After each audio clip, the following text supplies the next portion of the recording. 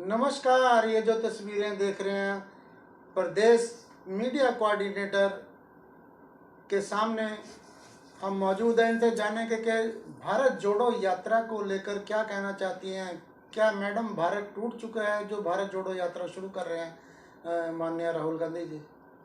नमस्कार साथियों, आप सभी के सामने और आप सभी को ज्ञात है कि वाकई ही हमारा भारत टूटने की कगार पर है। इसी को लेकर राहुल गांधी जी ने उदयपुर में भारत जोड़ो यात्रा का ऐलान किया था और उसी संदर्भ में आगे बढ़ते हुए 5 सितंबर को राहुल गांधी जी के नेतृत्व में हमारी भारत जोड़ो यात्रा शुरू हो रही है। कन्याकुमारी से लेकर श्रीनगर तक ये यात्रा जाएगी। भारत कैसे टूट चुका है? टूटने की कगार पर बोला आपने, कैसे टूटने की कगार पर है? आप देखिए, हमारे चुनाव में मुद्दे ही खत्म हो गए। शिक्षा का मुद्दा खत्म हो गया, स्वास्थ्य का मुद्दा खत्म हो गया, बेरोजगारी का मुद्दा खत्म हो गया। मुद्दा रह गया तो सिर्फ धर्म का, धर्म के नाम पर बांटने का। तो हमारा जो भारत था अनेकता में एकता का प्रतीक था। विश्व में हमारे भारत के लिए हमेशा ये कहा गया कि सांप्रदायिकता को बिल्कुल भी यहाँ पर आगे नहीं लाया जाता और सब एक भाव से हिंद देश के निवासी सभी जन एक है, रंग रूप वेश भाषा चाहे अनेक है। ऐसी मिसाल थी हमारा भारत जो आज टूट चुका है। इसको जोड़ने के लिए हमारे माननीय श्री राहुल गांधी जी ने एक पहल की है और पूरा देश, हमें बहुत खुशी है कि कांग्रेस पार्टी के अलावा पूरा देश इस भारत जोड़ो यात्रा में अग्रिम भूमिका निभाने को तैयार है। मैडम, कब से शुरू होगी भारत जोड़ो यात्रा और हरियाणा में कब प्रवेश करेगी? हाँ, भारत जोड़ो यात्रा 5 सितंबर से कन्याकुमारी से शुरू होगी, जिसमें समय रहेगा सुबह 10 से 1 बजे तक और शाम को 4 से 7 बजे तक यह यात्रा चला करेगी। और इन बिटवीन बीच में राहुल जी जिस भी प्रदेश में होंगे वहाँ के लोगों से वो जनसंपर्क अभियान भी करेंगे, उनकी समस्याएं सुनेंगे, उनके विचारों का सुनेंगे, उनको अपने विचारों से अवगत कराएंगे। तो एक बहुत बड़ा दूरगामी मिशन लेकर चले हैं और हमें इस भारत जोड़ो यात्रा के साथ हमारी बहुत बहुत शुभकामनाएं हैं कि राहुल जी के इस पहल में पूरा भारत जुड़ेगा। तो मैडम, हरियाणा में कब प्रवेश करेगी यात्रा? हरियाणा में ये लगभग दिसंबर एंड या जनवरी में भारत जोड़ो यात्रा दिल्ली से होते हुए हरियाणा में एंटर करेगी और पूरे जीटी रोड से होते हुए फिर अंबाला से ये पंजाब में पठानकोट में जाएगी जी।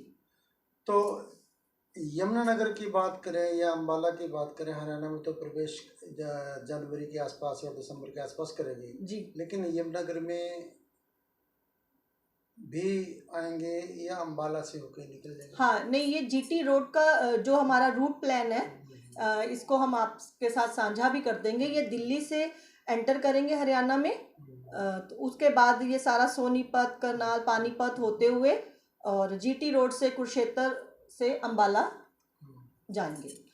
तो मैडम, आप कांग्रेस की मीडिया कोऑर्डिनेटर हैं जी, तो महिलाओं का कैसा रुझान है कांग्रेस की तरफ? जैसे भाजपा के पास भी महिला शक्ति अच्छी है और कांग्रेस का कोई महिलाओं का सम्मेलन कभी होने जा रहा है? पहले बात सुनी थी कि होने जा रहा है, सिर्फ महिलाएं ही होंगी, तो इस तरह का कोई महिलाओं का सम्मेलन हुआ? हमारा देखो, हरियाणा प्रदेश महिला कांग्रेस माननीय राष्ट्रीय अध्यक्ष नेता डिसूजा जी के नेतृत्व में और हमारी प्रदेश अध्यक्ष सुधा भारद्वाज जी के नेतृत्व में हमारे बहुत सारे प्रोग्राम्स, धरना प्रोग्राम्स और बहुत सारी रैलियां हमारी महिलाओं की चल रही हैं। जैसे अब कल हाल ही में हमारी प्रदेश कार्यकारिणी की एक बैठक चंडीगढ़ पंजाब पीसीसी में हुई है। उससे पहले हमारी 26 तारीख को प्रदेश कार्यकारिणी की बैठक एक यमुनानगर में हुई थी। वहाँ पूरे प्रदेश पदाधिकारी और जिलाध्यक्ष अपनी कार्यकारिणी के साथ पहुंचे थे। तो कार्यक्रम चल रहे हैं, लोग हमारे साथ जुड़ रहे हैं और उसी संदर्भ में महिलाओं को ज़्यादा से ज़्यादा जोड़ने के लिए और महिलाओं को कांग्रेस पार्टी की विचारधारा से अवगत कराने के लिए हमारे माननीय राष्ट्रीय अध्यक्ष जी ने हमारे पूर्व प्रधानमंत्री स्वर्गीय राजीव गांधी जी की जन्म जयंती पर एक टोल फ्री नंबर जारी किया था, 1800 023 0589। जिसमें उन्होंने अगर आप 1 नंबर डायल करेंगे तो आपको कानूनी सहायता मिलेगी महिलाओं के लिए। उसके बाद अगर आप 2 नंबर डायल करेंगे तो महिलाओं को स्वास्थ्य से संबंधित परामर्श और सहायता मुहैया कराई जाएगी, उन्हीं के ज़िले में, जिस ज़िले में वो रहती हैं वहीं पर कराई जाएगी। और इसमें एक और जुड़ रहा है, बात हम आपसे साझा करेंगे। इसमें दवाइयों की सुविधा भी ऑनलाइन जुड़ने वाली है बहुत जल्द। और उसके बाद एक नंबर और है, 3 नंबर, जो कांग्रेस संगठन से महिलाएं जुड़ रही हैं और जुड़ना चाहती हैं या किसी कारणवश वो सामने नहीं आती, तो वो लेकिन हमारे संगठन के टोल फ्री नंबर पे जाके हमारे साथ जुड़ सकती हैं। मैडम, जिस प्रकार से आपने महिलाओं के उत्पीड़न की बात की, कानूनी सहायता ले सकते हैं, इस ऐसे बहुत से लोग देखे गए हैं जो पुरुष भी पीड़ित होते हैं महिलाओं से, तो उसके लिए भी कुछ करेंगे आप? हाँ, अगर ऐसा कुछ आता है केस सामने तो जो सही है उसकी मदद की जा सकती है, लेकिन फिलहाल हमने महिला सुरक्षा को लेकर एक कदम ये आगे बढ़ाया है, क्योंकि हमारे संपर्क में महिलाएं ज़्यादा हैं। और आए दिन जब भी हम बाजार में या कहीं सामाजिक कार्यक्रम में या सामाजिक तौर पे किसी से मिलते हैं, तो महिलाओं को जब पता चलता है कि हम कांग्रेस पार्टी से जुड़े हुए हैं, तो वो अपनी समस्या हमसे खुलकर बात करती है कि मैडम हमें ये समस्या है, आप इसका हमें समाधान दो। तो अब हम अपने पर्सनल तौर पर तो करते ही थे, लेकिन अब हमें संगठन की तरफ से भी इसमें मदद मिलेगी। ये हमारी बहुत अच्छी पहल है। जिस प्रकार से भाजपा ने महिला दिवस पे और इस तरह के अनेक कार्यक्रम किए जिसमें महिलाएं थी, इस तरह कोई आपका कोई कार्यक्रम यमुनानगर में भी होने जा रहा है कोई आने वाले समय में? देखिए, मैं किसी भाजपा के बारे में बोलूं, वो लोग फंक्शंस करते हैं, कार्यक्रम नहीं करते। वहाँ फंक्शंस होते हैं, बिल्कुल ज़मीन से जुड़ी हुई महिलाएं उस प्रोग्राम में नहीं होती। लेकिन कांग्रेस पार्टी का जो भी प्रोग्राम होता है, अभी माननीय हमारी पूर्व प्रत्याशी निर्मल चौहान जी के नेतृत्व में अभी यमुनानगर में जो कार्यक्रम हुआ, उस कार्यक्रम में हमने कोई सेलिब्रिटीज नहीं बुलाई थी। जो अध्यक्ष पदाधिकारी थे हमारे वो थे, और ज़मीन से जुड़ी हुई मध्यम वर्गीय परिवार की महिलाएं थी जिनकी कुछ समस्याएं भी थी। उनसे हमने अलग बैठकर उनकी समस्या भी सुनी, उनको समाधान भी दिया। तो हम ज़मीनी स्तर पे काम करते हैं, कांग्रेस पार्टी कोई फंक्शंस नहीं करती।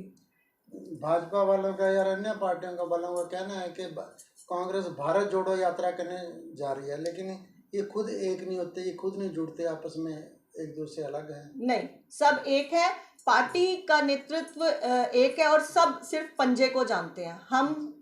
मैं या मेरे संपर्क में जितने पदाधिकारी हैं, हम सब लोग एक हैं, और हमारा सिर्फ एक ही मकसद है, कांग्रेस पार्टी की आइडियोलॉजी के साथ हम लोग सब सहमत हैं और कांग्रेस पार्टी को ही आगे लेकर चल रहे हैं। किसी पर्टिकुलर नेता के लिए सबका अपना अपना व्यक्तित्व है, अपना अपना प्रभाव है, लेकिन हमारा जो विजन है लोगों को जोड़ने का है राहुल जी के नेतृत्व में, और हम उस दिशा में काम कर रहे हैं।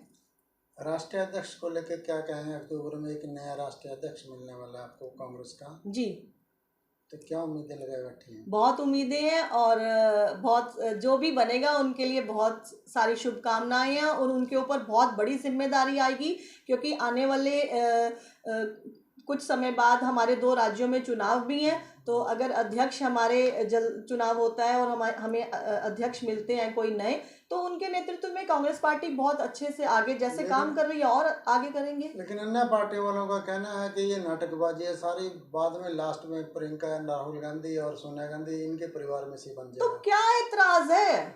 अगर वो लोग भी बनते हैं तो क्या समस्या है? वो काम करते हैं, उनकी आइडियोलॉजी कांग्रेस की विचारधारा से वो जुड़े हुए हैं और हम सब उनके समर्थक हैं। तो अगर वो भी बनते हैं तो क्या तकलीफ है? मुझे नहीं लगता इसमें कुछ बुरी बात है। उनकी जो विजन है, जो उनकी सोच है, बिल्कुल क्लियर है। वो कभी किसी से मन की बात नहीं करते, वो जन की बात करते हैं। तो अगर वो लोग जनता के बीच आते हैं तो क्या इसमें तो कोई बुरी बात नहीं है? जनता के बीच में तो आते ही हैं। क्या अध्यक्ष के कोई और नहीं बन सकता परिवार से हटके? ये परिवार वाली तो इसमें बात ही नहीं है, लेकिन एक आइडियोलॉजी की बात है। ठीक है, ये एक आइडियोलॉजी की बात है। अगर उस आइडियोलॉजी को जो अच्छे से आगे लेकर चलेगा वो अध्यक्ष होगा, चाहे वो परिवार का हो या परिवार का ना हो। लेकिन वो कांग्रेस पार्टी परिवार का तो है ना। आप इसको कांग्रेस परिवार को मानकर चलें, आप इसको गांधी परिवार के साथ मत जोड़ें, इसको कांग्रेस परिवार के साथ जोड़ें। राहुल जी कांग्रेस पार्टी परिवार के मुखिया के तौर पे हम उन्हें मानते हैं, प्रियंका जी को हम कांग्रेस पार्टी के मुखिया के तौर पे मानते हैं। तो आप वो गांधी शब्द आते ही सब लोग क्यों घबरा जाते हैं, मुझे नहीं पता। तो वरुण गांधी जी के बारे में क्या कहें? आजकल भाजपा के काफ़ी खिलाफत में बयान दे रहे हैं, क्या वरुण गांधी के कयास लगाया जा रहे हैं कि कांग्रेस में शामिल होंगे? देखिए, भाजपा के बहुत सारे नेता आज भाजपा के खिलाफ बोल रहे हैं। ऐसे वरुण गांधी जी को भी कुछ बुरा लगा होगा तो उन्होंने बोला। प्रदेश की महिलाओं को क्या संदेश देना चाहते हैं आज की मौजूदा हालात को लेकर? हाँ, मैं सबसे बड़ा संदेश मेरा महिलाओं को है कि अपने आत्मसम्मान को सर्वोपरि रखें। किसी भी कॉस्ट पर अपने आत्मसम्मान को कहीं भी किसी के पास गिरवी नहीं रखना है। आपने अपनी हिम्मत, अपना हौसला बुलंद रखना है और आगे बढ़ना है। धन्यवाद। देखते हैं, आया था तुम्हारे पास नोटिफिकेशन आया था?